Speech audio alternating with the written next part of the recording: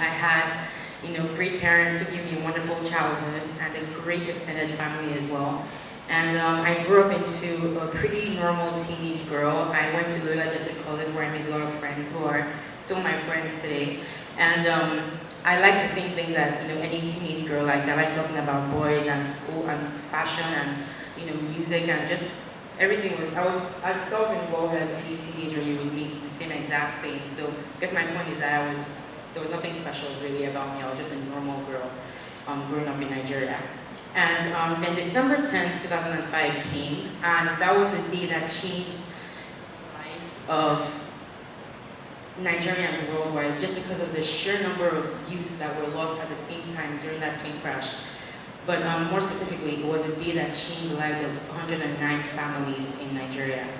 I've told the story a million times, but every time I do, it's fresh in my mind because it just never gets old, and the memories are still very alive inside my head. I remember we were heading home for the Christmas holidays from LJC. It was December 10th, and those of us that live in the eastern part, like PH and all those areas, we boarded the same bus to get on the same plane to get home. So 61 of us were on the bus. We got to the airport. The flight was delayed there in the lounge for a while. And then we boarded the plane when it finally arrived, and there were 109 passengers in total, including the flight crew. And so I remember getting on the seat and being kind of sad, and my mom gave me a window seat like I always liked, and just little things like that. I remember sitting in an aisle seat next to a very close friend of mine, Toke. She was on the other aisle seat across from me. And then the flight took off and everything was normal, very uneventful, as all flights should be. And then about 20 minutes to landing, the pilot made an announcement that we'll be descending to the Posado. But then that was when everything kind of went crazy and there was just chaos. And then the lady at the back kind of screamed that the plane was hurtling towards the ground way too fast, and that was what caused real panic in the cabin. And I remember just being in complete awe and shock that this was my reality. I just kind of dissociated from the moment, and it was like, is this really happening? Like this thing that happens only in movies. And I remember holding my friend's hand, and she was like, what do you think? I was like, I don't know, maybe we should pray. And I remember hearing that come out from my mouth, but not in a very echoey kind of, it was a very weird feeling, saying words that I don't really remember forming with my lips. And then the next thing I remember is this loud metal scraping sound that was inside my brain. And then I was waking up in the hospital 5 weeks later in South Africa. So apparently what had happened was that I had sustained third-degree burns over 65% of my body, and they had to fly me out to South Africa because that was where that was the closest place that they could get me to on time to save my life and to basically treat me for my burn injuries, because we didn't have the equipment here to take care of the level of burns that I had. So basically that is my burn survival story, and I thank God that I would never know probably why God allowed me to be one of the 2 survivors from that accident. But I'm grateful to be here, and that was kind of the beginning of a series of life-changing miracles that occurred in my life and in the life of my family. And it kind of just went that way all the way to where I am right now standing before you. So now going back to the theme of moving forward against the odds, how was I able to do this? How was I able to move forward, and how was I able to overcome this difficulty that had happened to me at such a young age? Well, I guess to think about how that was able to happen, I have to think of what it really meant to me to move forward. What does that phrase actually mean? And I find that it's threefold for me, that definition.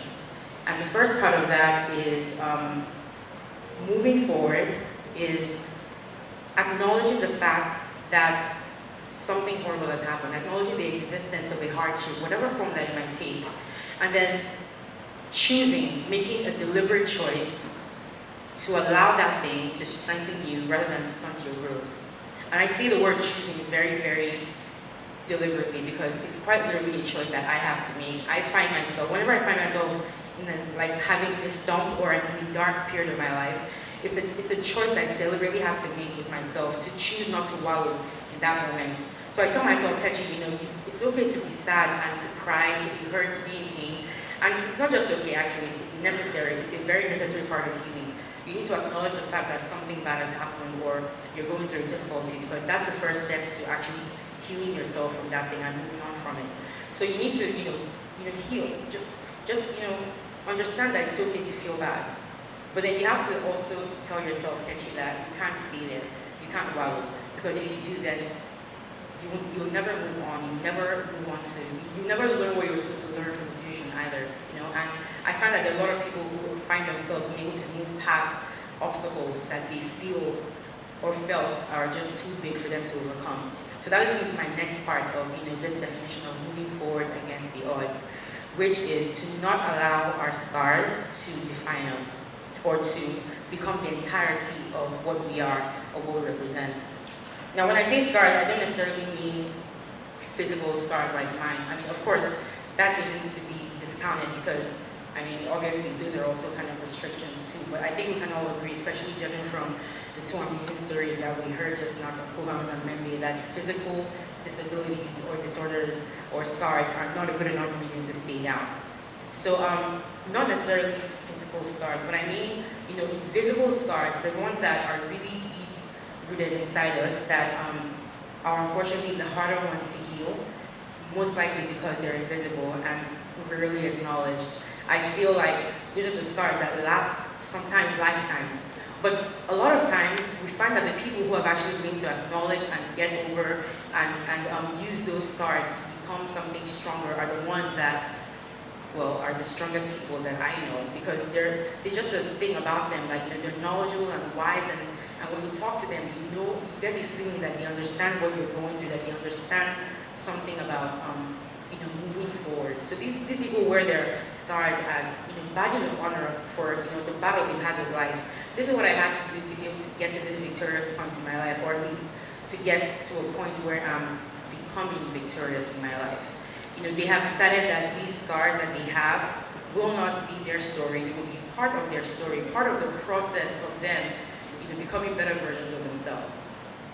So these two points I just made, about not allowing your pain to stunt you and not allowing your scars to define you, they kind of became, after putting them together, they became a running theme in my life from the moment the accident happened.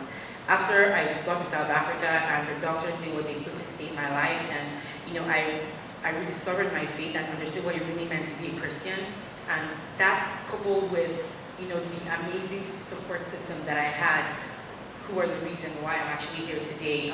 Those things came together to make me realize that what I wanted for my life was normalcy. I just wanted to live a normal life. I wanted to go back to what I believed was normal. And what did I think was normal? Finishing school, going to college, getting a job. Like this was like, these are the steps that you take as a young Nigerian woman. You just need to do these things no matter what happens. If you're alive, you just have to do these things. Like that was my mentality. And so it was actually my dad who, like, about two years into my treatment in America after South Africa, he was like, hey, have you thought about going back to school? Like, you seem kind of bored, which is true, because after a while, the treatments were not as frequent as they used to be. So I was just like chilling at home, not really doing anything except singing. And so I was like, no, that sounds like a great idea. And so I restarted high school in America.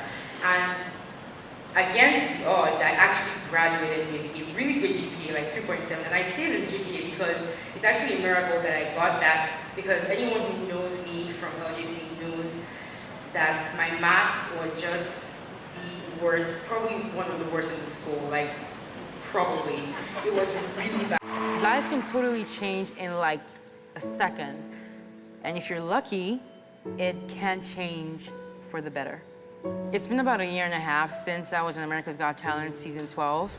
And stepping out on that stage after so long, I was super nervous. To get the golden buzzer from Simon is honestly the most validating thing that has happened to me since I've been on this show.